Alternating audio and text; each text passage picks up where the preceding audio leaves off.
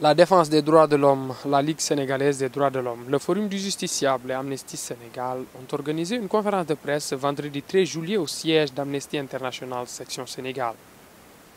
Ces organisations ont jugé nécessaire de faire face à la presse pour dénoncer toute forme de violation des principes fondamentaux des droits humains et enfin insister sur le débat concernant la décision de la Cour de justice de la CEDEAO sur l'affaire Khalifa Ababacar Sall. Vous l'avez certainement compris qu'aujourd'hui, nous avons tenu ce point de presse parce que tout simplement, aujourd'hui, il est évident que les fondamentaux de notre état de droit sont vraiment menacés. Et moi, j'ai l'habitude de le dire. Un état de droit, c'est d'abord le respect de la hiérarchie des normes. Donc, c'est important. Alors, par rapport à la décision, par rapport à l'arrêt, je ne vais pas insister sur le caractère obligatoire. Je pense que M. Niass l'a très bien développé. Donc aujourd'hui, nous sommes tous d'avis que les décisions qui sont rendues par la Cour de justice de la CEDEAO ont une force obligatoire.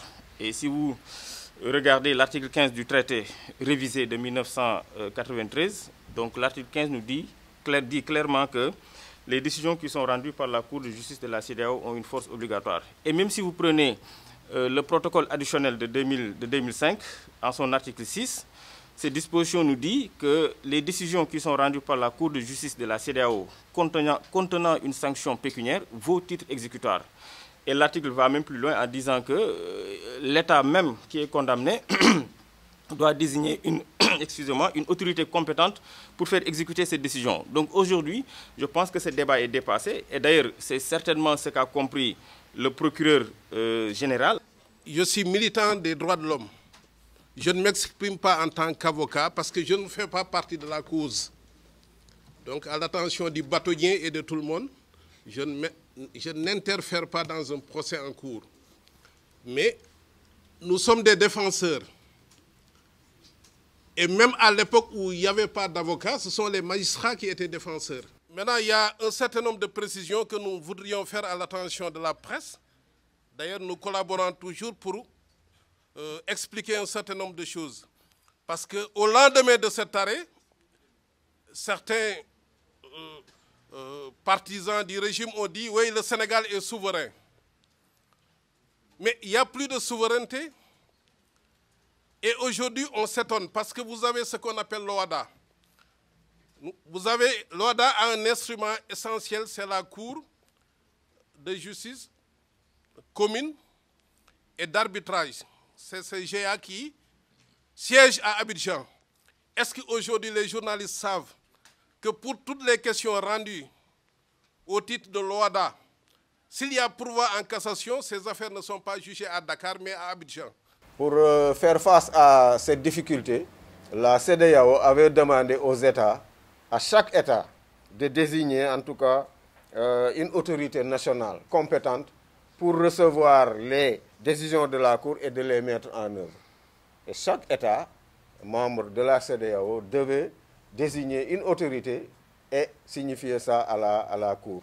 Je pense qu'au Sénégal, c'était le ministre chargé de l'intégration qui était chargé, qui était l'autorité chargée de mettre en œuvre les décisions de la Cour.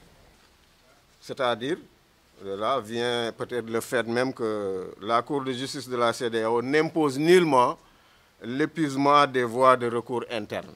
Et ça, c'est important. C'est peut-être l'une des seules rares cours dans le monde à ne pas imposer l'épuisement des voies de recours internes. Vous entendrez certains dire, c'est l'autorité, il faut quand même l'autorité de la chose jugée au niveau national, il faut laisser la justice nationale faire son travail avant d'aller à la Cour. Ce n'est pas le cas. Au niveau de la Cour de justice, on peut, en même temps que la décision, en tout cas, le cas est soumis au niveau national, demander en tout cas que la Cour se prononce sur une affaire. Donc l'épuisement des voies de recours internes n'est pas exigé au niveau de la Cour.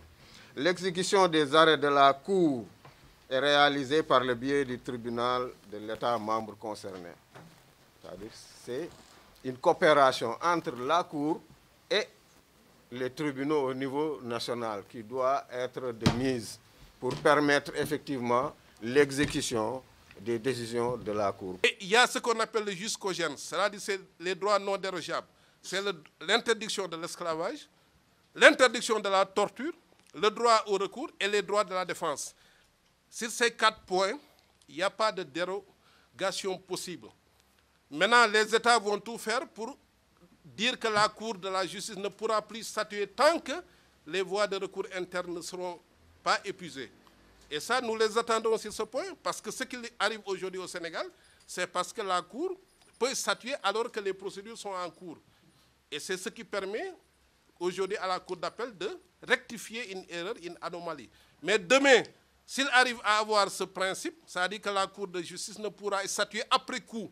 Et là, les réparations ne seront comme pécuniaires parce que les États auront fait ce qu'ils ont voulu et les juges auront dit, nous sommes dessaisis, nous avons déjà statué. Donc le combat pour les organisations aujourd'hui, c'est de faire en sorte que le nombre de juges ne soit pas réduit, mais également que cette Cour, qui a cette disposition révolutionnaire, parce que devant la Cour européenne des droits de l'homme, devant la Cour interaméricaine, devant la Cour africaine, c'est le principe de l'épuisement des procédures internes. Vous ne pouvez saisir ces cours tant que vous n'êtes pas allé jusqu'à la Cour de cassation. Mais nous avons la chance d'avoir la Cour de la CEDEAO qui permet à tout citoyen, même si vous êtes à la police, alors que le juge d'instruction est en train de faire son instruction, vous pouvez aller à la CEDEAO. Et ça permet aux juges nationaux ou aux procédures nationales de se conformer aux décisions qui ont été rendues. Donc je pense que c'est une chance pour nous, militants des droits de l'homme, d'avoir un cas comme ça qui permet aujourd'hui de ne pas parler d'argent, mais de demander au juge d'appel qui a aujourd'hui en charge ce dossier et qui a une décision claire, limpide. Et l'État du Sénégal a avoué devant la Cour, parce que l'État a dit, ce n'est pas l'État, c'est la police. Mais la Cour lui a dit, mais la police du Sénégal, c'est l'État.